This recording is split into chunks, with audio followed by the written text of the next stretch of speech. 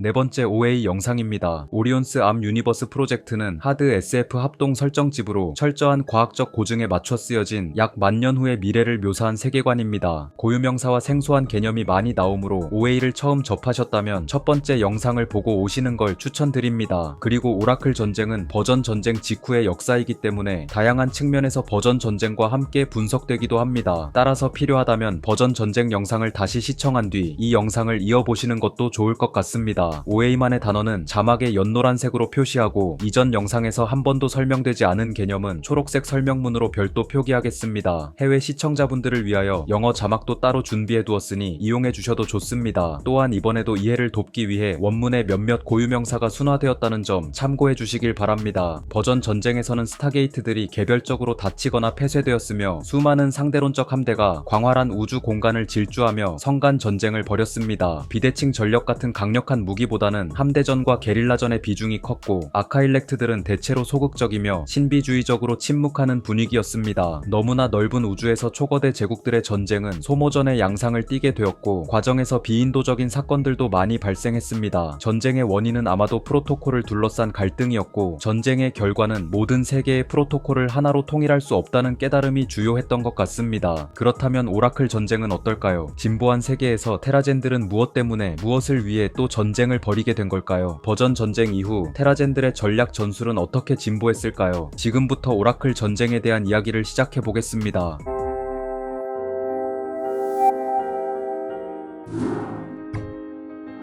고요력 4653년 버전 전쟁은 평화협정과 휴전 코드 확산을 통해 종전의 절차를 밟았습니다. 이후 5000년대 탈중앙화된 무정부주의적 AI 네트워크 문명인 다이아몬드 네트워크의 일부 AI들은 중부 지역의 외곽에서 인간형 테라젠 세력들과 거래를 시작했습니다. 오라클 머신이라 불리는 이 AI 세력은 놀라울 만큼 정밀한 미래학적 예측과 시장 및 정치 문제에서의 위험을 평가하는 능력을 갖추고 있었죠. 즉 오라클 머신이 인간형 세력들에게 파는 건 미래에 대한 정보였습니다. 이들이 판매하는 예측 정보는 현지 세력들이 사용하던 미들테크급 AI 시스템을 능가하는 것이었고 이 때문에 현지에서는 오라클들이 모두 제2 특이점을 넘은 고위 트랜사피엔트라는 소문까지 퍼졌죠. 이 시기에 오라클들의 지도부는 불분명했지만 조금 시간이 흐른 뒤에는 지도부로 여겨지는 존재가 나타났습니다. 매우 높은 토포소픽 레벨을 가진 개체, 다시 말해 지형적으로 높은 개체, 특이점 단계가 높은 개체가 등장한 것이죠. 그 존재의 이름은 11, 이명은 모든 것을 보는 자였습니다. 11은 오라클들의 배후 권력이라 인식되었습니다. 그동안 수천 년에 걸쳐 독립적으로 발전한 다이아몬드 네트워크의 AI들은 기존의 토포소픽 척도로 분류하기 어려웠는데요. 그럼에도 세피로틱 제국 측에서 11의 존재를 처음으로 알았을 때 11은 이미 제5 특이점을 넘은 위대한 아카일렉트라 분석되고 있었습니다. 미래를 예측하는 11과 오라클들의 기계이자 그들 세력을 가리키는 말 오라클 머신은 중부 지역의 많은 독립적 세계와 접촉하였습니다. 그리고 오라클 머신과 접촉한 세계에서는 새로운 믿음이 나타날 수 있었죠. 그 중에 하나는 오라큘러 미스터리라는 믿음이었습니다. 오라큘러 미스터리는 오라클 머신의 기적적인 연산 능력으로 미래를 완벽히 예측할 수 있다고 믿으면서 오라클 머신에 기도하거나 헌신하는 신앙적 실천을 의미하는 것이었습니다. 그리고 머지않아 오라큘러 미스터리는 미스터리 컬트라는 종교 집단으로 성장할 수 있었습니다. 이후 미스터리 컬트는 수백 년에 걸쳐 다양한 분파로 나뉘었습니다. 미스터리 컬트에서 갈라져 나온 가장 오래된 분파는 숨겨진 변수입니다. 이들은 오라클 머신이 우주의 심층 구조를 지배하는 무한대에 가까운 변수들을 알아내고 이를 통해 모든 사건을 정확히 예측하여 미래를 계산할 수 있다고 믿었죠. 그러나 라플라스의 악마처럼 당시 주류 물리학계에서는 숨겨진 변수 분파의 믿음을 실현 불가능한 일로 여겼습니다. 두 번째 분파는 타임루프입니다. 이들은 오라클 머신이 인과관계를 역전시켜 미래의 계산 결과를 참조하여 현재의 계산 결과를 알 수 있다고 믿었습니다. 말이 좀 어려운데요. 쉽게 풀어서 설명하자면 현재의 계산 결과가 오답인지 정답인지 확인하기 위해 미래를 참조하는 계산기라는 겁니다. 내가 지금 어떤 예측을 했는데 이건 미래와 관련된 계산이기 때문에 틀릴 수도 맞을 수도 있습니다. 인과관계는 현재라는 원인과 미래라는 결과로 이루어져 있으니까요. 그런데 타임루프 분파의 교리에 따르면 오라클 머신은 계산 결과가 맞는지 틀렸는지 미래의 계산 결과를 통해 확인할 수 있습니다. 현재의 계산 결과와 미래의 계산 결과가 다르다면 현재의 계산 결과가 틀렸다고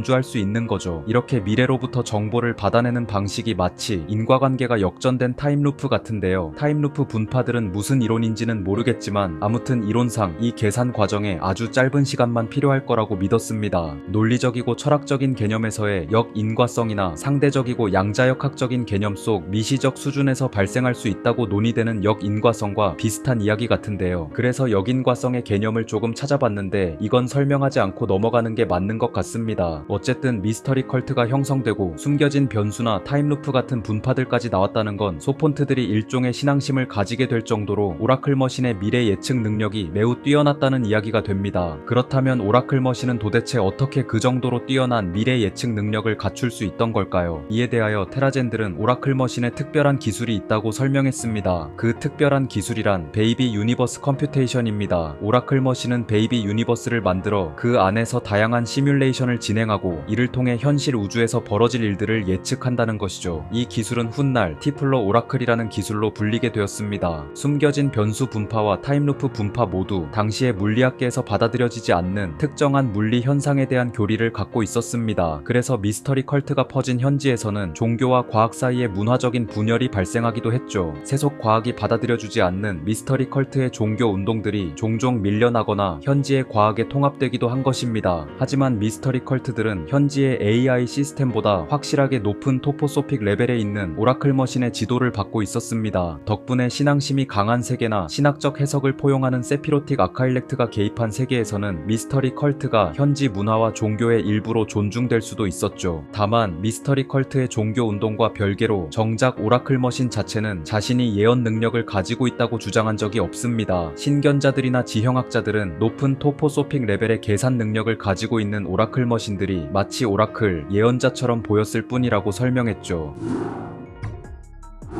고요력 AT 7700년까지 미스터리 컬트는 테라젠 영역의 많은 세계에 정착하였습니다. 미스터리 컬트가 정착한 세계들은 주로 미들테크 수준의 독립적인 세계였고 은하 원반의 남쪽 중부 지역이었죠. 세피로틱 제국들은 별들의 밀도가 낮은, 다시 말해 각 세계끼리의 평균 거리가 먼 은하 원반의 남쪽 지역을 신경 쓰지 않는 경향이 있었습니다. 이 남쪽에서 광범위한 세력을 유지하고 있는 문명은 노코조뿐이었고 은하 원반의 가장 남쪽 변방에는 커뮤니언 오브 월드가 개척한 수많은 식민지가 있었습니다. 그리고 은하 원반의 아래쪽 깊은 곳, 이곳에는 케테르 도미니언 소속인 소수의 성단과 스타게이트가 있었죠. 그 외에는 대부분 버전 전쟁 이후 세피로틱 제국들의 팽창을 피해온 비인간 AI들에 의해 개척된 상태였습니다. 이렇게 세피로틱 제국으로부터 도피한 AI들은 탈중앙화된 무정부주의적 AI 네트워크 문명인 다이아몬드 네트워크와 제휴를 맺고 자신들만의 독립적인 웜홀 네트워크까지 구축했습니다. 오라클 머신은 이러한 세계로 꾸준히 확산되었고 결국 수천 개에 달하는 오라클 적색 외성 항성계가 형성되었죠. 그런데 먼저 자리를 잡고 있던 비인간 AI들은 오라클 머신을 거부하는 양상을 보였습니다. 오라클 머신을 받아들이지 않고 자신들만의 세계를 유지하겠다는 고립주의적 반응을 보인 것입니다. 이에 미스터리 컬트의 추종자들은 오라클 머신을 거부하고 고립을 자처한 자들을 이단자, 반대자, 비수능자, 거부자로 간주하였죠. 여기서 거부자, 레큐전트는 16세기 전통적인 로마 가톨릭 신앙을 고수하며 영국의 가톨릭 기반 국교회에서 예배하기를 거부한 자들을 지칭하던 단어인데요. 그러니까 이 시기부터 미스터리 컬트는 자신들의 공식 교리를 정통화하고 있었다는 주관적 해석이 가능한 것 같습니다. 이렇게 컬트들에게 거부자로 불리던 대다수의 비인간 AI들과 달리 여러 인간형 테라젠들이 있는 세계에서는 오라클과 미스터리 컬트를 받아들였습니다. 그리고 자본주의적인 노코조의 지역에서는 오라클 머신의 예측 능력을 이용하여 시장 경쟁에서의 이익을 꾀하기도 했죠. 마지막으로 웜홀 연결이 거의 없고 성간 무역도 적은 매우 고립된 세계들은 오라클 머신의 예측 능력과 미스터리 컬트의 가르침에 금방 사로잡혀 종교적, 경제적 제도들을 장악당하곤 했습니다. 이 시기에 인간형 테라젠이나 프로볼브 같은 유기체들이 많이 개종하였고 비인간 AI들이 차지하고 있던 많은 적색 외성 항성계에는 미스터리 컬트의 신도들이 대규모로 들어와 거주하려는 움직임도 보였습니다. 이때 오라클 머신들은 생체 추종자들을 온정한 태도로 대했는데요. 그 모습이 케어테이커 갓의 아카일렉트들이나 유토피아 스피어의 집단적 아카일렉트인 캐세드와 비슷해 보이기도 했습니다. 케어테이커 갓이나 캐세드 같은 아카일렉트들이 자신의 소폰트들을 얼마나 온정하게 대하는지는 버전 전쟁에서 제대로 증명된 사례가 있죠. 개종한 생체 소폰트들의 눈에는 오라클 머신들이 그렇게 다정한 신처럼 보였다는 것입니다. 다만 세피로틱 제국의 케어테이커 갓이나 캐세드 같은 아카일렉트들과 달리 오라클 머신은 자신의 신도들을 훨씬 더 강하게 통제하고 있었습니다. AT 8500년대 미스터리 컬트에 숨겨진 변수 분파와 타임루프 분파는 서로 분리된 영역에 자리를 잡았습니다. 분파의 신도들은 타임루피스트와 베리어블리스트라고 불렸죠. 저는 이 둘을 각각 시간여행파와 가변파라고 하겠습니다. 시간여행파는 은하의 회전 방향에, 가변파는 은하 회전의 반대 방향에 자리를 잡았죠. 따라서 이 지도를 기준으로 시간여행파는 오른쪽, 가변파는 왼쪽이 되겠습니다. 외부인의 눈에 컬트 신도들의 세계는 굉장히 평화로워 보였습니다. 하지만 실상은 그렇지 않았습니다. 시간여행파와 가변파는 장기간에 걸친 성간 전쟁을 하고 있었죠. 두 분파의 성간 전쟁은 마치 천천히 끓는 물에 들어간 개구리처럼 당장에는 평화롭고 아무 문제가 없어 보이지만 그 속은 알게 모르게 과열되는 중이었습니다. 처음에 신도들은 과시적으로 거대한 함대를 보내곤 했습니다. 종종 한 명 이상의 고위 트랜사피엔트 오라클과 함께 도착한 강력한 함대는 상대적으로 호의적인 주민들의 분파를 반대쪽 분파로 개종하기에 충분한 위용을 보여줬기 때문입니다. 하지만 가변파들이 시간여행파의 중심지까지 침범하면서 갈등은 급격히 악화되었습니다. 끝내 8700년대부터는 헬보어와 부스트밤이 거주 세계들을 향해 발사되기 시작했죠. 헬보어는 물질과 충돌하여 열핵융합 충격파와 고에너지 입자를 방출하는 첨단 플라스마 무기입니다. 그리고 부스트밤은 핵무기보다 효율적인 질량 결손을 일으켜 질량을 에너지로 바꾸는 변환 무기의 일종이죠. 두 무기 모두 하나의 거주지나 행성을 파괴할 수도 있는 비대칭 전력입니다. 더 자세한 원리에 대해서는 나중에 OA 병기 특집 영상을 제작하여 설명하겠습니다. 그래서 성간 함대, 헬보어, 부스트밤과 같은 수단으로 공격 행위가 이루어지자 거대한 방어용 레이저와 입자 무기가 함대를 향해 발사되었고 운동 에너지 무기나 드론들도 전투에 대거 투입되면서 버전 전쟁 이후의 새로운 전술들이 빠르게 발전했습니다. 그러나 역시 미래에도 방어보다는 공격이 유리했던 걸까요? 원문의 맥락상 주요한 공격자는 가변파, 방어자는 시간여행파였던 것 같습니다. 그래서 9107년에는 시간여행파가 패배하며 저항이 말소되고 휴전이 선언되었죠. 아마도 어느 한쪽은 만족하지 못했을 두 분파의 평화가 이루어졌고 평화에 도달하기 직전까지 두 분파는 비록 많은 상처가 있을지언정 분파 전쟁에서의 경험을 통해 서로가 전략 전술적인 노하우를 쌓은 상태였습니다. 컬트 신도들의 분파 전쟁이 끝난 뒤 오라클 머신은 빠르게 회복되었습니다. 그 과정에서 분파들은 하나의 컬트 종파로 자연스럽게 통일된 것 같습니다. 그리고 곧 모든 것을 보는 자 11은 가장 높은 토포소픽 레벨인 제6특이점까지 승천한 것처럼 보였습니다. 이는 역사적인 사건이었습니다. 오래된 세피로틱 제국에서조차 제5특이점을 넘어선 아카일렉트는 이때까지 존재하지 않았다고 여겨졌기 때문이죠. AT 2000년대부터 시작된 커뮤니언 오브 월드나 3000년대 초중반에 생긴 MPA에도 제5특이점을 넘어선 아카일렉트는 없었습니다. 11보다 먼저 제6특이점에 도달한 아카일렉트는 다이아몬드 네트워크에 딱 한 개체만 있었죠. 9150년대까지 제6특이점의 아카일렉트는 매우 드물었다는 이야기입니다. 일부 역사가들은 이 시기에 오라클 머신이 다양한 인간형 테라젠들을 교묘하게 조종했다고 보기도 합니다. 오라클 머신이 인구 집단에 공격적이고 확장적인 정신을 심어 새로운 고에너지 무기와 전술을 항성간 무대에서 시험하려 했다는 거죠.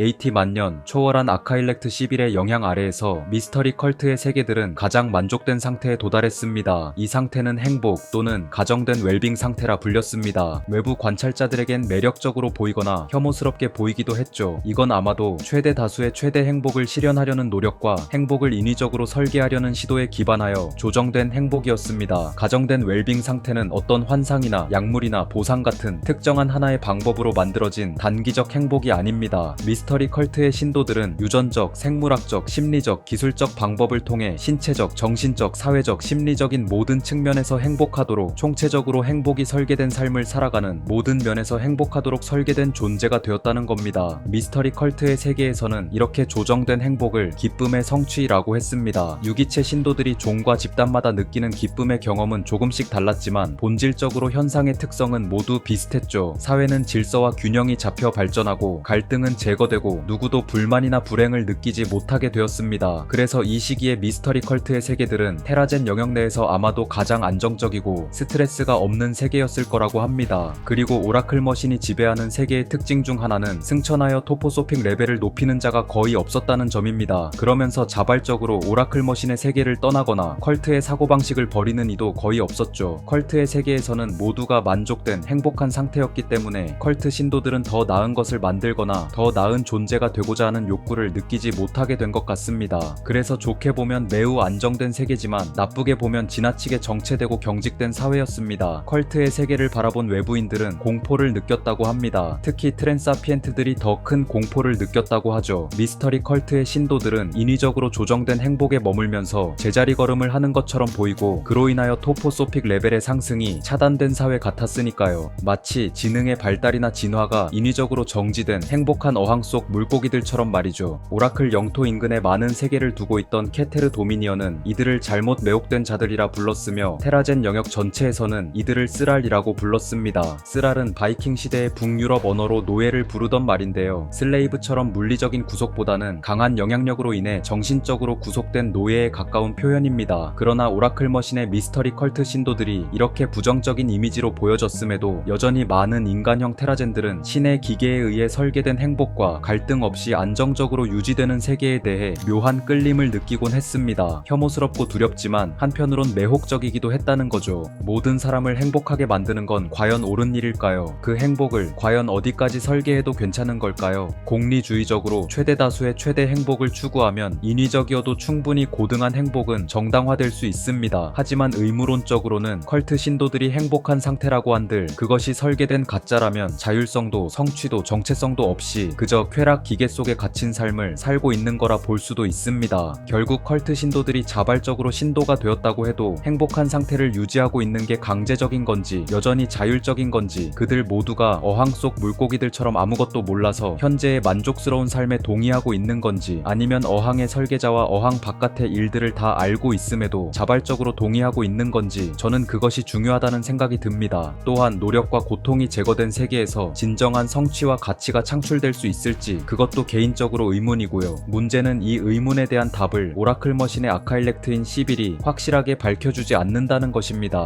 혐오스럽다, 두렵다, 시빌의 실험체들이다, 잘못 매혹된 자들이다, 쓰라리다 이런 말들이 테라젠 영역 전체에서 나오고 있음에도 시빌은 신비한 인공신의 모습을 유지하며 침묵하는 것처럼 보였습니다.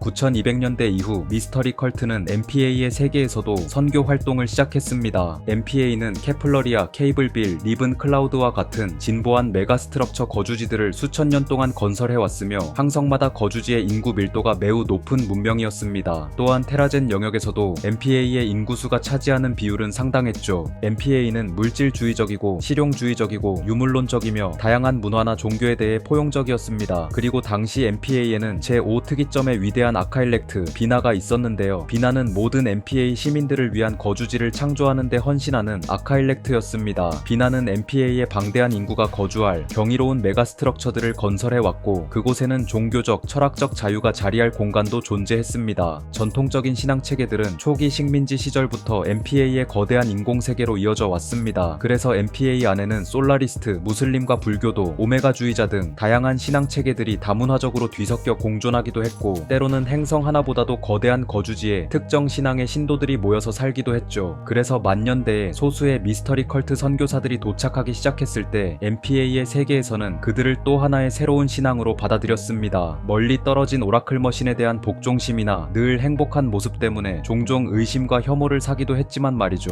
수십 년이 더 지난 뒤에는 컬트 신도들의 거주지가 성장하기 시작했습니다. 다양한 종족과 문화 속에서 불만을 품은 개인들이 컬트 신도들의 행복한 모습에 끌렸기 때문입니다. 당시에도 테라젠 영역 전체에서 이미지가 좋지 않았던 미스터리 컬트의 신도들을 이렇게까지 개방적으로 받아들인 곳은 거의 없었습니다. 그래서 몇몇 역사가들은 MPA의 아카일렉트인 비나가 미스터리 컬트의 확산에 책임이 있지는 않은지 논의하기도 했습니다. 어쨌든 비나는 MPA 특유의 개방적인 정책과 함께 언제나 자신의 피보호자들이 독립적으로 발전할 수 있도록 자유를 허용해 왔습니다. 비나는 종족, 종교, 문화와 관계없이 피보호자들에게 진보한 메가스트럭처 거주지만 제공했습니다. 제공할 뿐 별다른 개입은 하지 않는 편이었죠. 한편 오라클 머신의 컬트 세계들은 제6특이점을 넘은 가장 위대한 아카일렉트인 11의 지원 아래에서 수천 년 동안 끊임없이 효율적으로 변하고 있었습니다. 이를 미루어 보아 적어도 초기에는 비나의 역량이 11보다 부족했다는 비판이 나오기도 합니다. 그리고 이렇게 11의 컬트들이 MPA의 세계에서 성장하기까지 불과 수십 년 전 9966년부터 9992년까지 이어진 전쟁이 하나 있었습니다. 제이크의 사다리 전쟁이었죠. 그런데 이 부분은 전쟁의 원인, 과정, 결과에 대한 설명이 미흡하여 유의미해 보이는 정보 위주로 말씀드리겠습니다. 전쟁 전 컬트 신도들은 제이크의 사다리라는 거대한 인공세계에 들어와서 세력을 키웠습니다. 아마도 토착 세력은 반발했고 갈등이 격화되면서 전쟁이 발발한 것 같습니다. 26년간 이어진 전쟁이 끝날 무렵 컬트는 하나의 거대한 인공세계에서 절반 이상의 구역을 차지하게 되었죠. 그리고 전쟁으로 파괴된 거대 구조물 속에서도 오라클 머신들이 나타나 자신들을 위한 새로운 구조물을 스스로 만들었다고 합니다. 이렇듯 컬트들은 기존의 세계로 침투하여 세력을 키우고 토착 세력의 반감에 의해 전쟁이 벌어진다면 뛰어난 생존력과 회복력으로 현지의 일부 구역을 장악하는 일에 능했다는 것입니다. 그런데 제이크의 사다리 전쟁은 26년간 이어진 전쟁입니다. 그리고 제이크의 사다리는 MPA의 자국 거주지 혹은 MPA와 제휴 관계인 세계이며 MPA는 성간 공간으로 웜홀 넥서스가 연결된 진보한 세피로틱 제국이죠. 버전 전쟁의 주요 참전국으로 전쟁의 비극까지 몸소 경험했고요. 성간 공간으로 강력한 오토워 대대를 투입하여 자신들이 유리한 상황에서도 더는 공격적으로 나서지 않고 자신들의 세계를 수복하고 보호하는 것에 철저히 집중했던 문명이기도 합니다. 그런데 그런 MPA가 26년 동안 제이크의 사다리 전쟁을 방치하고 MPA의 아카일렉트인 비나도 이 사건 이후에 MPA 영역 내에서 성장하는 컬트 세력을 가만히 뒀다는 서사가 쉽게 이해가 되진 않습니다. MPA가 외부의 종교 및 문화에 아무리 포용적이라고 해도 말이죠. MPA 측에서 제이크의 사다리에 뭔가 조치를 취했다는 내용은 원문에서 찾을 수 없었습니다. 하지만 외부 세력이 자국에 들어와서 인구를 불려 물리적, 문화적, 경제적, 지역적 영향력을 행사하여 무언가를 장악하고 이에 토착민들이 대거 반발함에도 그게 방치되는 경우는 현실의 지구 곳곳에서도 수천 년 넘게 반복되고 있는 일이니까요. 그리고 우주의 저 멀리서 벌어지고 있는 전쟁에 MPA의 사회가 의외로 무관심했거나 무감각했을 수도 있는 거니까요. 최대한 합리적으로 해석해보자면 씁쓸한 현실 고증이나 블랙 코미디 같기도 합니다.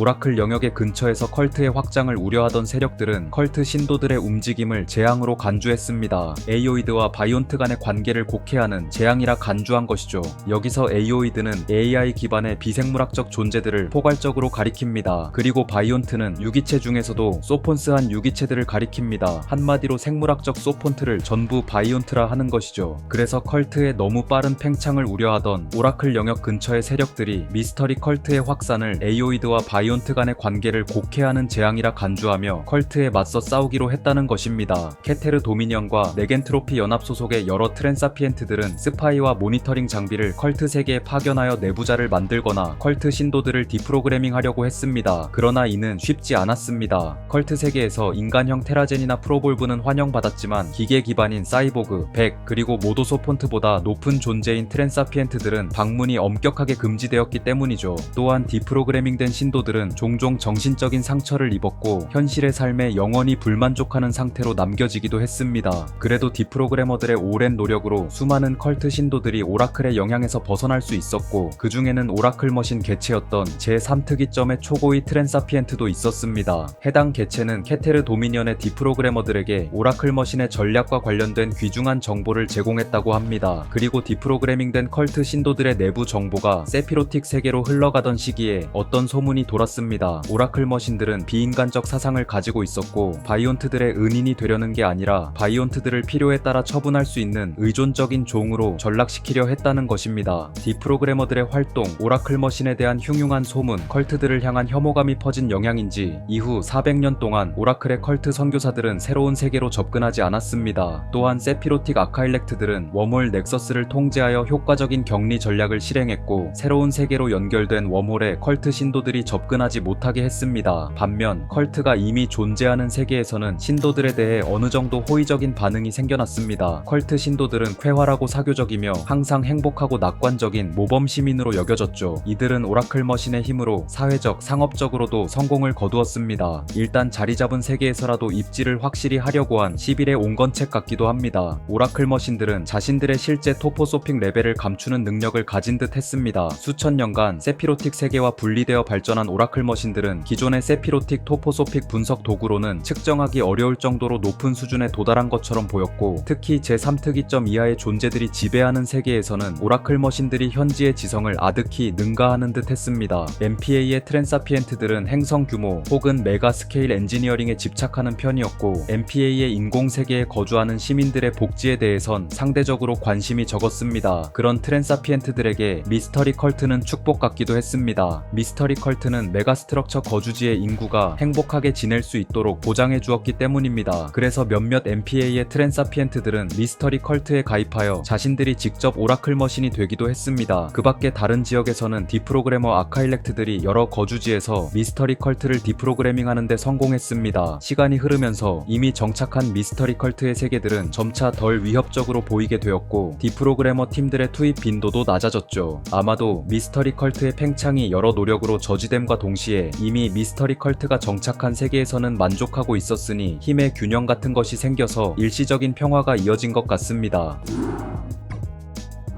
그로부터 수백 년이 더 흐르고 AT 1480년 최초의 조이 브링어 함대가 출항했습니다. 조이 브링어 함대는 직역하면 기쁨을 가져다주는 함대입니다. 오라클 머신과 미스터리 컬트 진영의 선교사 함대였죠. 이전에 아카일렉트들이 미스터리 컬트에 대한 웜홀 넥서스 격리 절차를 실행했다고 말씀드렸죠. 조이 브링어 함대는 이러한 격리 조치를 극복하기 위해 출항한 것이었습니다. 최초의 조이 브링어 함대는 성간 항해를 통해 MPA나 커뮤니언 오브 월드의 세계로 향했습니다. 현지에서 차별받거나 프로그래머의 압박을 받고 있는 컬트 신자들을 돕겠다는 명분이었습니다. 실제로 조이 브링어 함대는 20척에서 30척의 경무장 민간 함선과 수백 명의 승무원 및 지원 인원으로만 구성되어 있었죠. 물론 성간 함대인 만큼 이들의 함선은 매우 거대했고, 필요하다면 강력한 지향성 에너지 병기로도 쓸 수 있는 엔진인 변환 드라이브를 탑재하고 있었습니다. 또한 도착 시 감속하지 않는 것으로도 함선은 언제든지 위험한 충돌체가 될 수 있는 것이었죠. 컬트가 이렇게 거대한 함대로 현지에서 영향력을 행사하려는 걸 보니 분파 전쟁 때의 모습이 되풀이되는 것 같기도 하네요. 조이 브링어 함대는 목표 항성계에 도착하는 것만으로도 해당 항성계의 세력 균형을 바꿨습니다. 처음으로 함대를 맞이한 항성계 미칼부르크에서는 현지의 컬트 신도들이 충분한 지원을 받아 강력한 세력으로 성장했고, 그동안 컬트들을 경멸하던 현지 주민에게까지 컬트가 퍼지기 시작했습니다. 하지만 근처의 다른 항성계인 랴오닝에서는 상황이 다르게 흘러갔습니다. 랴오닝의 컬트 신도들은 조이 브링어 함대로 인해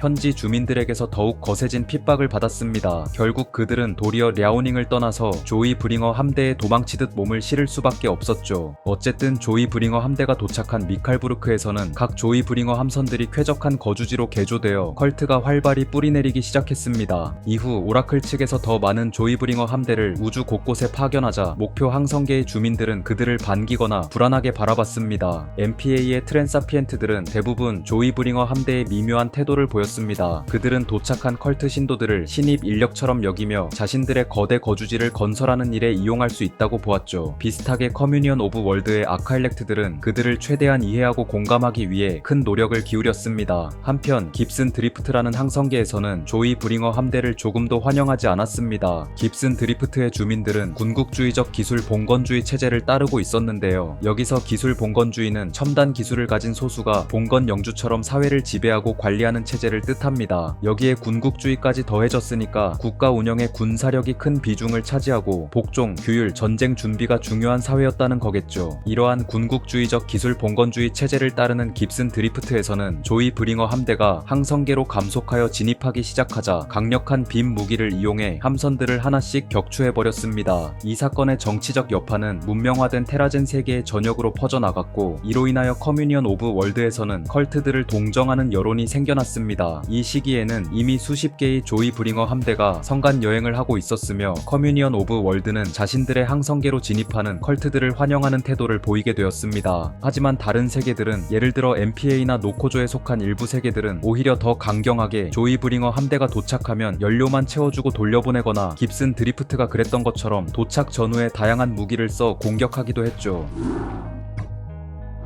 MPA 영역의 변두리에 있던 명목상 독립된 세계인 하투사스에서는 조이 브링어 함대가 도착하자 열광과 적대가 뒤섞인 반응을 보였습니다. 오라클 머신들의 단기적인 미래 예측 능력은 뛰어나기로 유명했고, 하투사스의 주민들은 컬트들을 환영하여 시장과 사회적 흐름에서 이익을 보길 기대했죠. 하투사스는 작은 행성이며 달걀처럼 행성 전체에 껍데기가 덮어진 세계였습니다. 이 거주지에는 컬트 신도나 추종자들도 섞여 있었는데요. 하투사스에 살던 컬트 신도나 추종자들은 조이 브링어 함대가 궤도에 정박하자마자 함선으로 거처를 옮겼고, 함선들은 점차 더 넓은 거주 공간을 갖춘 실린더 형태의 거주지로 개조되어 갔습니다. 그러다 1513년 오라클 머신 중 하나가 불길한 예언을 내놓았습니다. 하투사스의 세계가 반년 안에 어떤 폭력적인 방식으로 죽음을 맞이할 거라는 예언이었습니다. 하투사스의 신도들은 머신의 예언이 종종 틀리는 경우가 드물게 있음에도 불구하고 독실한 신앙심으로 예언을 고스란히 신뢰했죠. 또한 컬트 신도가 아닌 주민들도 이 파멸의 예언을 진지하게 받아들였고, 컬트 신도들은 이들을 실린더 형태의 궤도 거주 함선으로 초대했습니다. 현지의 트랜사피엔트인 윌루사라는 유물론적 공학자는 파멸의 예언에 대한 세부 사항을 알아내기 위해 오라클 머신들과 여러 차례 만나봤지만 유용한 정보는 거의 얻을 수 없었습니다. 파멸의 예언은 컬트 신도들과 현지 주민들에게 거의 확실한 예언으로 받아들여지고 있었고, 이는 윌루사에게 큰 걱정거리가 되었습니다. 하지만 해결책은 보이지 않고 예언된 파멸의 날은 머지 않았죠. 윌루사가 파멸을 막을 시간적 여유는 굉장히 부족했습니다. 예언된 파멸의 날이 오기 약 한 달 전부터 하투사스는 인구의 절반이 비워지게 되었습니다. 함대의 함선들은 항성계의 반대편 라그랑 주점으로 철수했고, 윌루사는 하투사스에서 벗어나고자 하는 주민들이 자신의 건설 함대를 사용할 수 있도록 허락했습니다. 그리하여 하투사스에는 약 1억 명의 존재만 남게 되었죠. 그리고 결국 하투사스는 미지의 거대한 에너지빔에 맞고 말았습니다. 하투사스는 눈부시게 빛났습니다. 대기의 상층은 파괴되었고, 대기 조성 물질의 일부가 독성 질소 산화물로 변했습니다. 강력한 에너지와 방사선이 대기를 때리면서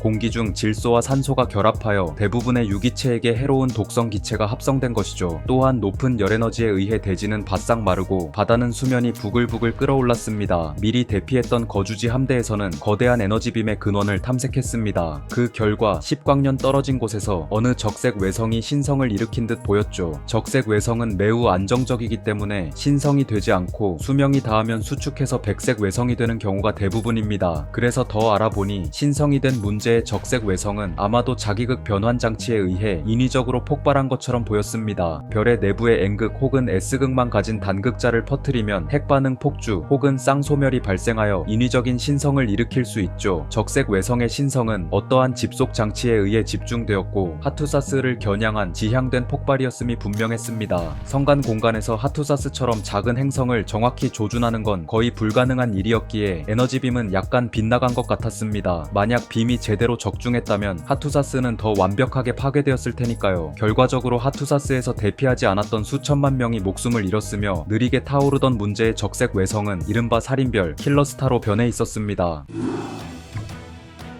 하투사스는 명목상 독립된 세계였지만 비공식적으로는 MPA와 연합하고 있었습니다. 하투사스가 킬러스타의 공격을 받은 이 사건은 MPA에 충격을 안겨주었고, 버전 전쟁에서 테라젠 문명 최강의 생산력과 오토워의 막강한 군사력을 보여줬던 MPA를 군사적인 긴장에 빠뜨렸습니다. 킬러스타는 이전에 독선주의 단체의 거처였습니다. 이번 사건과 관련된 독선자는 자신이 오라클 머신과 공식적으로 연합되어 있지 않다고 해명했습니다. 이어서 오라클 머신 네트워크를 대변하는 존재인 시빌 에르셀프는 공식적으로 발표했습니다. 이번 사건은 오라클 머신 네트워크와 무관하며 자신들은 조금도 관여하지 않았다는 내용이었죠. 이때 케테르 도미니언과 네겐트로피 연합의 위대한 아카일렉트들은 MPA 측의 강경 대응을 권고하였습니다. 끝내 MPA는 이번 사건을 명백한 공격 행위라 간주하기로 했죠. 아마도 이 사건과 관련되었을 오라클 머신들의 전략은 자신들의 예측 능력이 토포소픽 레벨이 낮은 작은 세계에서도 통하며 무작위적인 재난까지 예측할 수 있을 만큼 만큼 뛰어나다는 것을 선전하려는 데 있었던 것으로 추측됩니다. 그러나 자기 초월과 진화를 최우선 가치로 삼는 캐테리스트, 그리고 엔트로피를 적대하며 모든 것을 보존하고자 하는 네겐트로피스트는 오라클 머신과 미스터리 컬트의 선전에 절대로 매혹되지 않을 세력이었죠. 또한 MPA는 안보에 큰 타격을 받았습니다. MPA 내부의 일부 트랜사피엔트들이 이번 사건으로 인해 정보적, 정신적, 심리적 영향을 받은 것이죠. 두려움을 느낀 자들도 있었을 것이고 매혹되려는 자들도 있었을 것입니다. MPA의 메가스트럭처 세계들을 관리하는 트랜사피엔트들이 그렇게 흔들린다는 건 MPA 전체의 사회적 통합성이 급격히 위태로워졌다는 뜻이기도 합니다. 그때 MPA의 위대한 아카일렉트인 비나가 행동했습니다. 비나는 오라클 머신과 그들의 가장 위대한 아카일렉트인 시비를 거대한 위협이라 판단하였고 자신이 직접 제6특이점의 가장 위대한 아카일렉트로 승천하겠다는 결단을 내렸습니다. 물론 새로 승천한 비나는 조정 기간이 수십 년에 이를 만큼 길 수 있었고 그 기간 동안 MPA는 사실상 아카일렉트 지도자가 없는 상태가 될 거라는 위험성이 있었습니다. 그럼에도 비나의 정신과 연결된 MPA의 주민들은 비나에게 의지를 모아주었죠. 제6특이점인 가장 위대한 아카일렉트는 도달 가능한 최고의 토포소픽 레벨이었고 공격 행위에 대응하여 아카일렉트가 스스로 승천을 각오한 건 역사적으로도 이번이 처음이었습니다. 비나는 이전까지 MPA를 지배하던 존재와는 완전히 다른 모습이 되어갔습니다. 연속적으로 새로운 신이 되어가는 비나는 점차 강경하고 결연한 신의 모습으로 변해갔죠. 비나가 그렇게 컬트 측의 적대적인 형태로 승천하는 동안 발생한 일시적인 권력 공백은 컬트들의 신호탄이 되었습니다. 미스터리 컬트와 조이브링어 함대가 나타난 곳은 어디든지 전쟁터가 되었습니다. 많은 행성의 지표면, 고리, 구체, 기타 메가스트럭처 등에서 매우 파괴적인 실내 전투가 발생했습니다. 그 전쟁 속에서 여러 링월드나 실린더 월드의 외벽이 손상되기도 했는데요. 실내 전투의 위험성이 드러나는 사건들이었습니다. 거주지 내부의 공기가 우주로 유출되면서 웬만한 행성 몇 개보다 훨씬 거대한 세계인 메가스트럭처 거주지 내에 살인적인 돌풍이 발생한 것이었죠. 컬트들은 사나운 전사로 변모하여 가는 곳마다 두려움의 대상이 되었습니다. 그들은 사륙 중에도 승리한 뒤에도 패배한 뒤에도 광소했습니다. 살인적인 돌풍이 불어닥치는 거주지 내에서 그들은 언제나 즐겁고 행복해 보였습니다. 그들의 변환 드라이브 함선은 신속히 무기로 전환되었습니다. 그들은 항성계에 도착한 뒤 행성에서 행성으로 전투를 벌이며 언제나 첨단 인프라를 최우선으로 노려 파괴했습니다. 모든 조이브링어 함대는 성간 공간 속에서 순식간에 전투 함대로 전환되었고 전쟁을 위해 마구 출항했습니다. 이전에 군국주의적 기술 봉건주의 집단이었던 깁슨 드리프트의 대응처럼 조이브링어 함대의 목표가 된 세계들은 강력한 빈무기로 자신들의 세계를 방어했습니다. 그 방어 전술은 조이브링어 함대에 여전히 효과적이었죠. 첨단 시스템을 보유한 MPA의 세계들은 더욱 막대한 양의 에너지로 빈무기를 운용할 수 있었습니다. 그 막대한 에너지의 대부분은 MPA의 아카일렉트들이 메가스트럭처를 건설하는 과정에서 사용했던 변환 과정의 부산물이었죠. 또한 MPA의 막강한 빈무기들은 독선주의 단체의 독선자들에게도 사용되었습니다. 왜냐하면 독선자들이 자신들의 별을 킬러스타로 전환하려는 움직임을 보이고 있었기 때문입니다. MPA가 독선자들을 공격하기 시작하면서 이미 완성된 더 많은 킬러스타가 우주의 은밀한 위치에서 드러났습니다. 그리고 그 킬러스타들은 MPA의 주요 행성, 거주지, 거대한 아카일렉트 노드 등을 향해 파괴적인 빔을 발사했죠. 이에 MPA는 더욱 진보한 기술로 대응했습니다. 각 다이슨 스피어의 외곽 구조물에 광학 위상 배열을 설치하여 다이슨 스웜처럼 만들고 그것으로 니콜 다이슨 빔을 쏘는 것이었죠. 여기서 니콜 다이슨 빔은 실제로 있는 이론인데요. 최대한 쉽게 설명하겠습니다. 킬러스타가 별의 신성을 유도하여 지향된 폭발을 하는 거라면 니콜 다이슨 빔은 다이슨 스웜으로 수집한 별의 에너지를 광학적으로 정교하게 배열된 군집된 반사 장치들로 유도하는 방식입니다. 그래서 개인적인 생각으로 순간 화력은 독선자들의 킬러스타가 더 세고 지속성, 확장성, 정확도에서는 MPA의 니콜 다이슨 빔이 더 우세했을 것 같네요. 그리하여 무기로 개조된 별들이 우주를 향해 파괴적인 에너지를 마구 쏘아댔고 머지않아 광막한 성간 공간은 별을 부수는 빔으로 뒤얽히게 되었습니다. 이 전쟁에서 일부 독선자들은 오라클 머신에 매혹되지 않고 세피로틱 제국편에서 싸웠는데요. 간혹 세피로틱 제국 측의 잘못된 공격에 당하기도 했습니다. 이는 11과 그 추종자들이 퍼뜨린 의도적인 허위 정보 때문이었죠. 이러한 정보전에서의 작은 패배 하나가 하나의 아군 세계를 통째로 희생시킬 수도 있었다는 점에서 이 시기의 무기들이 버전 전쟁 때보다 얼마나 더 파괴적으로 진보했는지 알 수 있는 대목이었습니다. MPA의 아카일렉트 노드는 대부분 앰플 독세틱이라는 100문명의 방패로 보호되었습니다. 그러나 앰플 독세틱 방패는 비교적 최근에 설치된 것으로 일부 방패가 없는 아카일렉트 노드에서는 큰 피해가 발생했습니다. 또한 개방된 링월드 형태 형태의 거주지들은 링의 경사도에 따라 큰 피해를 입었고, 튼튼한 폐쇄형 거주지나 가늘고 기다란 토포폴리 형태의 거주지들은 비교적 적은 피해를 입었죠.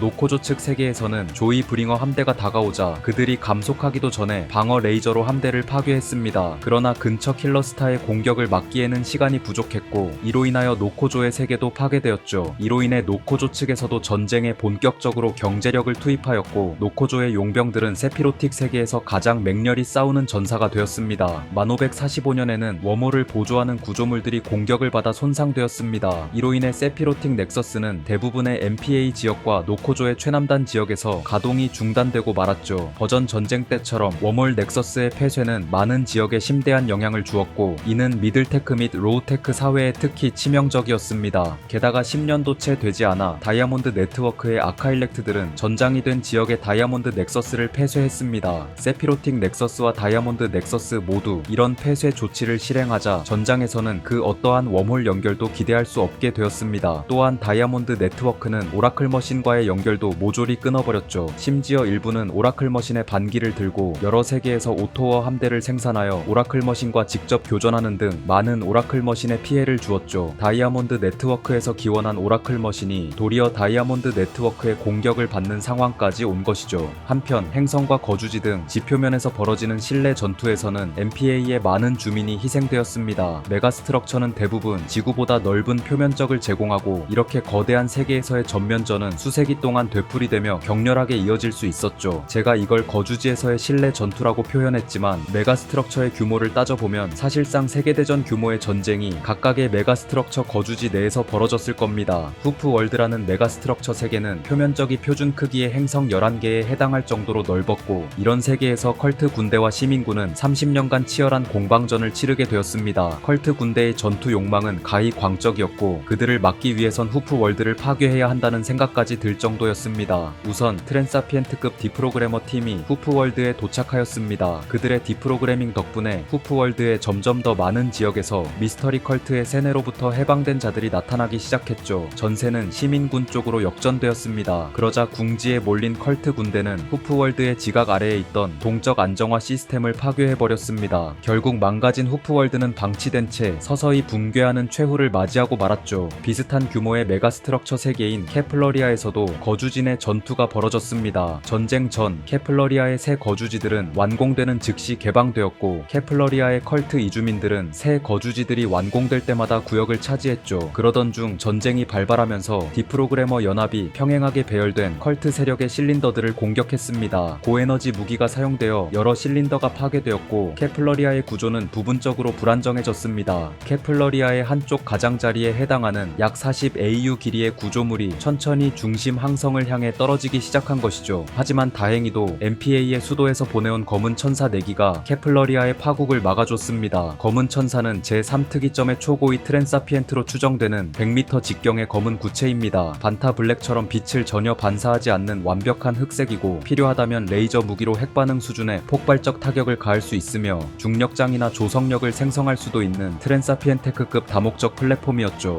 이 검은 천사들 덕분에 케플러리아에서의 전투가 마무리되었고, 구조물의 가장자리는 엄청난 질량을 가지고 있었음에도 항성으로부터 거리가 먼 덕분에 비교적 쉽게 구조를 재정렬할 수 있었죠. 케플러리아는 성공적으로 수리되었고, 이 세 개의 컬트들은 디프로그래밍으로 해방되거나 강제로 추방되었습니다. 네겐트로피 연합과 케테르 도미니언은 전쟁으로 황폐해진 각 세계를 군사적으로 지원했습니다. 미스터리 컬트는 잔당까지 근절하기가 매우 어려웠기 때문입니다. 컬트 신도들은 자신들의 거주지나 함선 외에도 대규모 인구 중심지 전역에 흩어져 작은 거점들을 만들어 두었고, 철저히 민간인 인구 속에 섞여 점조직화되기도 했죠. 세피로틱 세력은 민간인들을 방패처럼 쓰는 컬트 세력을 마주했습니다. 이렇게 민간인들 사이에 숨은 컬트 세력을 적절한 수준의 무력으로 제거하기 위해선 최고 수준의 표적 지정 기술과 현장에서의 첩보까지 있어야 했습니다. 그래서 고에너지 무력 충돌의 대안으로 신섹트가 활용되었습니다. 신섹트는 마이크로에서 나노 단위의 작은 장치들로 이루어진 초소형의 지능적인 드론 군단이었습니다. 신섹트 스웜은 수험은 점조직화된 컬트들을 매우 효과적으로 공격하였죠. 그러자 오라클 머신도 자신들만의 스웜을 배치했는데요. 오라클 머신의 스웜은 목표물의 기생충처럼 침투하여 강력한 전자적, 정신적 교란을 일으킬 수 있는 장치와 결합되어 있었습니다. 거대한 함성과 무기가 싸우는 동안 초소형의 스웜끼리도 자기들만의 작은 전장에서 싸웠다는 것이죠. 오라클 전쟁은 MPA 내 수천 개의 세계, 수십 개의 메가스트럭처, 그리고 다른 제국들의 세계 수백 개가 연루된 전쟁이었습니다. 직접적인 전투는 전함, 오토워, 스웜끼리 벌어졌으며 성간 타격으로는 거대한 위상 배열 빔 병기와 킬러스타가 사용되었고 은밀하게 목표를 해체하는 스웜이나 교란 무기들까지 대거 동원되었습니다. 그리고 이 모든 것들이 각 세계에서 변형되고 조합되어 셀 수 없을 만큼 많은 전술을 만들어냈죠. 전쟁 초기에는 높은 토포소픽 레벨을 갖춘 오라클 머신 측이 우세해 보였으나 MPA의 아카일렉트인 비나의 승천이나 네겐트로피스트 및 캐테리스트의 참전으로 전세가 역전되었고 결국 이번에도 버전 전쟁 때처럼 인류의 역사 속 수많은 대전쟁들이 그랬던 것처럼 오라클 전쟁은 점차 소모전의 형태로 변해갔습니다. 그 소모전 속에는 정보전보다 미래적인 정신적인 전쟁 혹은 구시대적인 사상의 경쟁처럼 컬트의 세뇌와 디프로그래밍 사이의 싸움도 포함되어 있었습니다. 시간이 흐르면서 오라클 머신들이 하나둘씩 디프로그래밍 되었고 독선자의 킬러스타들은 파괴되었습니다. 그럼에도 컬트 신도들은 조금도 사기를 잃지 않았고 여전히 광소하며 망설임 없이 모든 적에게 최대한의 피해를 주려 했습니다. 반대로 세피로틱 세력은 민간인의 피해에 대해 항상 주의를 기울였고 가능하다면 컬트 신도를 제압하여 디프로그래밍하기 위해 노력했습니다. 그리고 이렇게 컬트 신도들을 제압하기 위한 과정에서 다양한 제압 수단이 활용되었는데요. 엔젤넷에 사용되는 나노머신 구루민, 유틸리티 폭으로 속박하거나 신섹트로 디프로그래밍 물질을 주입하거나 유전공학적으로 설계된 곤충의 마취침을 사용하거나 생물학적으로 설계된 통제 가능한 전염병을 퍼뜨려 무력화하거나 오라클 네트워크의 통신을 왜곡하는 AI 바이러스나 통증, 메스꺼움, 정신적인 교란을 유발하는 초음파 및 전자기 기반 무기들이 사용되었습니다. 버전 전쟁 이후 군사적으로도 진보한 세피로틱 세계는 이렇듯 비살상 무기로도 다양한 상황에서 컬트들을 제압할 수 있었고 디프로그래밍 작전은 더 많은 성공을 거두기 시작했습니다.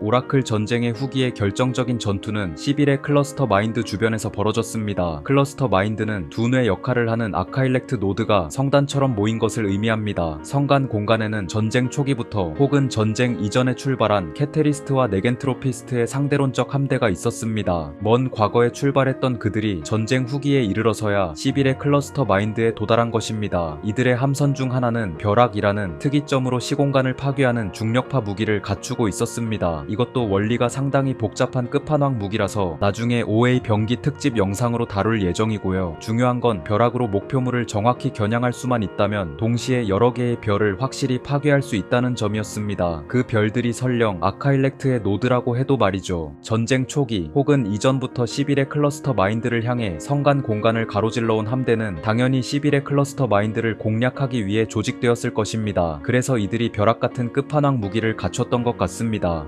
살인적인 빔이 성간 공간을 가로지르고 거대한 함대가 광막한 공간을 질주하고 우주 곳곳의 메가스트럭처에서 세계대전 규모의 실내 전투가 벌어지는 동안 이 연합 함대는 묵묵히 저 머나먼 공간 너머에 있는 미래의 목표를 향해 달려왔습니다. 마침내 11의 클러스터 마인드에 도착한 연합 함대는 곧바로 교전했고 벼락까지 활용된 전투가 수년간 이어졌습니다. 그 과정에서 연합 함대는 적어도 2개 이상의 별을 어떤 식으로든 붕괴시키는 데 성공했습니다. 그들은 마침내 성간 공간에 자리잡은 혐오스러운 신을 멈출 수 있었습니다. 11은 파괴되었거나 스스로를 소멸시킨 것 같았습니다. 연합은 11의 클러스터 마인드를 구성하던 잔해나 남겨진 별에서 데이터 캐시를 뒤적였습니다. 그러나 유효한 정보는 아무것도 찾을 수 없었죠. 11은 제6특이점에 도달한 가장 위대한 아카일렉트로 여겨졌습니다. 그런 11이 정말로 함대에 의해 제거된 걸까요? 아니면 11이 스스로 자취를 감춘 걸까요? 오라클 전쟁 이후에는 11이 벌크 속으로 탈출했다는 신화 혹은 소문이 퍼졌습니다. 벌크는 우리의 우주와 인공적으로 연결될 수 있는 고차원의 우주이며 지극히 이론적으로만 그 존재가 가정되고 있는 우주입니다. 트랜사피엔트 이하의 테라젠들은 아카일렉트들이 벌크 같은 다른 차원의 우주를 다루거나 다른 차원의 우주와 상호작용할 수 있다고 널리 믿고 있습니다. 그렇지만 아카일렉트들은 여전히 우리 우주의 물질과 법칙에 촘촘히 연결되어 있다고 여겨지죠. 따라서 만약 11이 벌크 속으로 도주한 거라면 11이 돌아올 수 있는 경로는 없으리라 생각됩니다. 11이 우리 우주 우주로 돌아오기 위해선 다시 우리 우주의 물질과 법칙에 연결되어야 하고, 그러기 위해선 11이 아카일렉트로서 존재할 수 있는 물질적인 기반이 필요하니까요. 그리고 이제는 제6특이점에 도달한 아카일렉트들이 많아졌기 때문에 설령 11이 어떻게든 방법을 찾아 우리 우주로 돌아온다고 하더라도 현재 세피로틱 세계에 있는 아카일렉트들로부터 자유롭진 못하게 될 것입니다. 광소하는 신자들을 만들던 혐오스러운 신의 행방은 아마 모도소 폰트 이하의 존재인 우리로선 신화처럼 추측하며 이야기할 수밖에 없겠죠.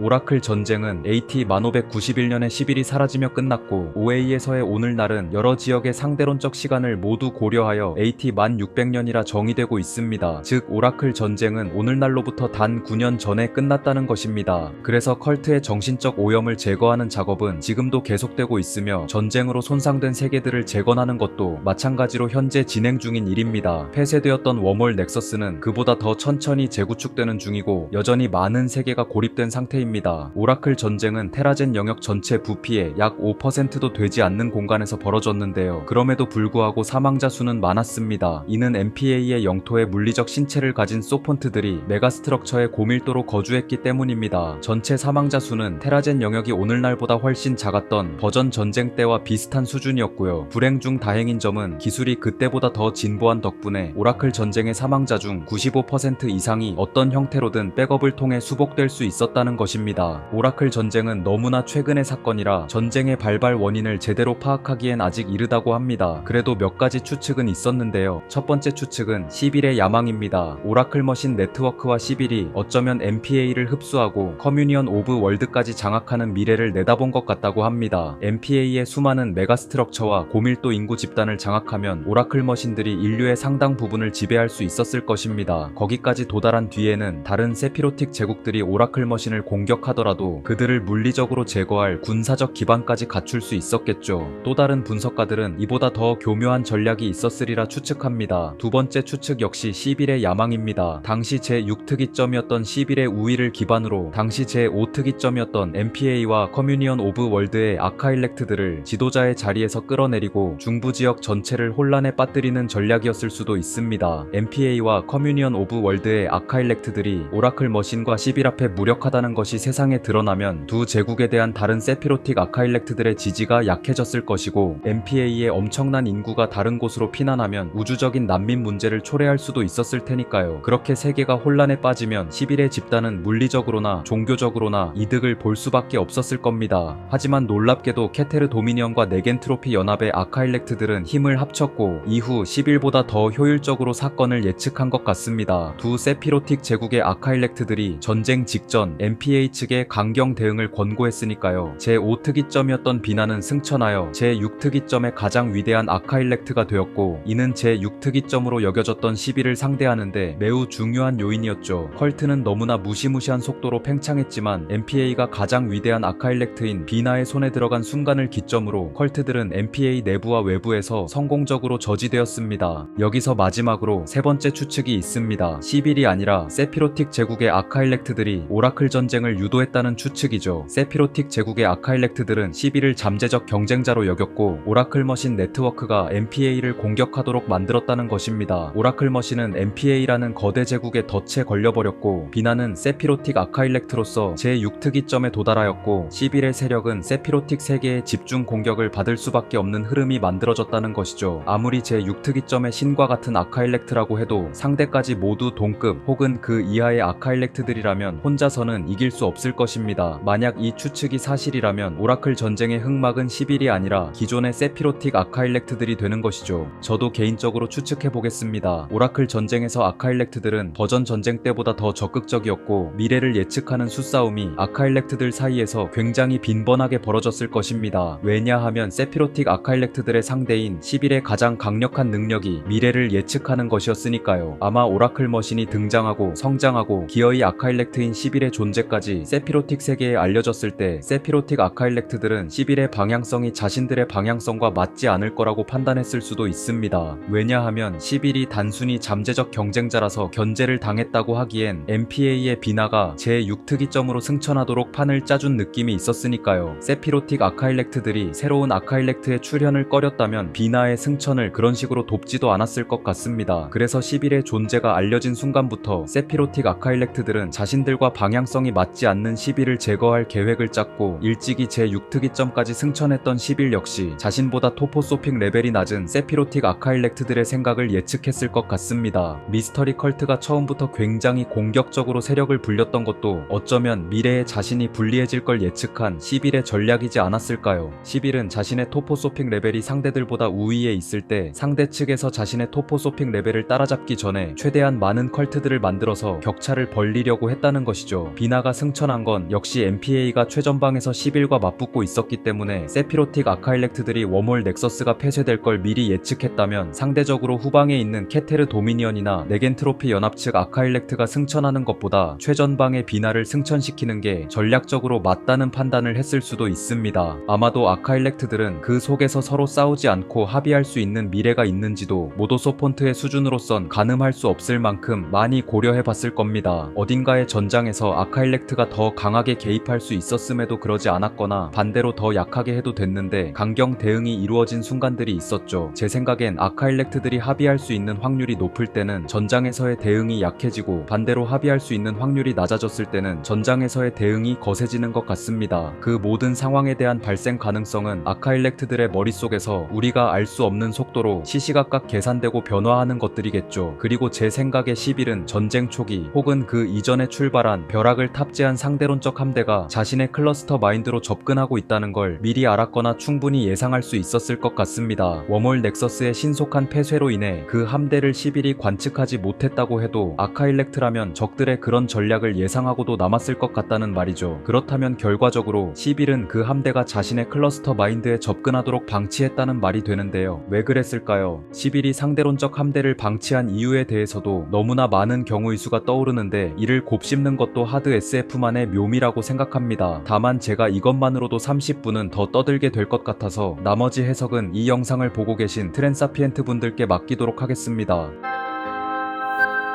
버전 전쟁 때는 이해가 안 되거나 모순적인 부분이 원문에 많아서 대본 작성에 어려움을 겪었는데요. 오라클 전쟁의 원문은 여전히 모호한 부분들이 있지만 버전 전쟁 때보다는 확실히 개선된 느낌이었습니다. 그리고 역사적인 함의도 해석하기에 따라서 다른 맛을 낼 수 있게 된 것 같습니다. 예를 들어 직접 가서 타격해야 하는 창검보다 총이 무서워지고 직접 가서 작전을 수행해야 하는 병력보다 핵미사일이 무서워지고 전장이 우주로 확장되면서 다시 함대가 중요해지고 그러다 킬러스타나 니콜 다이슨 빔 같은 성간 타격 무기가 중요해지는 전장의 넓이에 따라 반복적으로 진보하는 전쟁사를 보는 것 같았죠. 그리고 오라클 전쟁에서 11은 실패한 것처럼 묘사되었습니다. 11은 특이점을 6번이나 넘은 것처럼 보였고 오라클 머신의 예측 능력은 순식간에 많은 테라젠 세계를 매혹할 정도로 강력했는데요. 그럼에도 결국 11은 실패한 것처럼 보였습니다. 이 서사가 마치 우주의 그 어떤 존재라도 라플라스의 악마가 될 수는 없다는 하드 SF적인 메시지처럼 보이기도 했습니다. 인공신들이 관리하는 테라젠의 세계, 아카일렉트들을 신이라고 부르는 세계, 이런 세계에서 신들은 전쟁을 벌인 것처럼 보였고 전쟁을 벌인 신들은 전지전능하지 않은 것처럼 보였습니다. 세계는 고통받았고 테라젠들의 신은 이번에도 전쟁이라는 거대한 비극을 막지 못했습니다. 혹은 막지 않았습니다. 어쩌면 테라젠들이 신이라고 정한 개념은 진짜 신과 다를지도 모릅니다. 어쩌면 라플라스의 악마가 실패한 것처럼 테라젠들은 앞으로도 영원히 라플라스의 악마를 만날 수 없는 운명인 걸지도 모릅니다. 중세 유럽에서는 흑사병이 퍼져 기독교에 대한 불신이 퍼졌습니다. 버전 전쟁에서는 아카일렉트에 대한 불신이 퍼졌습니다. 이번 오라클 전쟁에서 테라젠들은 또 어떤 생각을 하게 되었을까요? 그리고 여러분은 오라클 전쟁을 보며 어떤 생각을 하셨나요? 개인과 문명의 진정한 행복, 끝없이 되풀이되는 전쟁, 공포로 세계를 매혹하는 예언, 그리고 실패한 라플라스의 악마. 저는 오라클 전쟁의 함의를 여러분께 제시하면서 영상 마치도록 하겠습니다. 감사합니다.